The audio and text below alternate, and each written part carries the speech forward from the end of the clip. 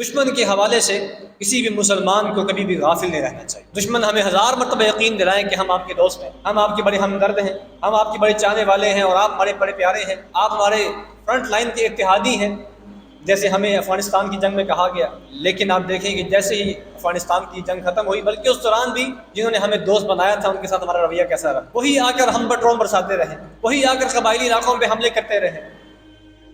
تو دشمن کے حوالے سے کبھی بھی غفلت کا مظاہرہ نہیں کرنا چاہیے۔ یہ نہیں سمجھنا چاہیے کہ ہمارا جو دشمن ہے وہ ہم سے بڑا پیار کرتا ہے، ہمارے ساتھ بڑا مخلص ہے۔ اس کے مقابلے میں اپنی تیاری کو ہمیشہ مکمل طور پر تیار رکھنا چاہیے، اپنے اسلحے کو تیار رکھنا چاہیے، ٹریننگ ہونی چاہیے۔ اور قرآن پاک میں اللہ تعالیٰ فرماتے ہیں وَأَعِدُّوا لَهُم مَّا اسْتَطَعْتُم مِّن قُوَّةٍ وَمِن رِّبَاطِ الْخَيْلِ تُرْهِبُونَ بِهِ عَدُوَّ اللَّهِ وَعَدُوَّكُمْ۔ فرمایا کہ دشمن کے مقابلے میں جتنی اللہ نے تمہیں استطاعت دی ہے، جتنی طاقت دی ہے، اس قدر طاقت اپنے پاس تیار رکھو۔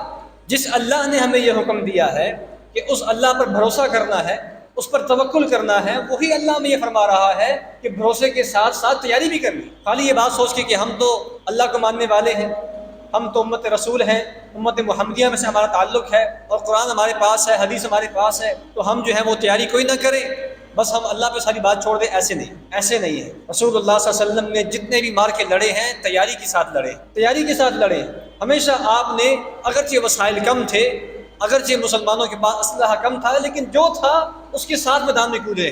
یہ نہیں کہا کہ تلواریں پھینک دو اور اپنے نیزے پھینک دو، تیر چھوڑ دو، اللہ کی طرف سے جہاں مدد آئے گی، ایسے نہیں تھا، بلکہ اپنی طرف سے پوری تیاری کی ہے، اپنی طرف سے پوری محنت کی ہے، اس کے بعد نتیجہ اللہ پہ چھوڑ دیا۔ یہ ایک مسلمان کا انداز ہونا چاہیے۔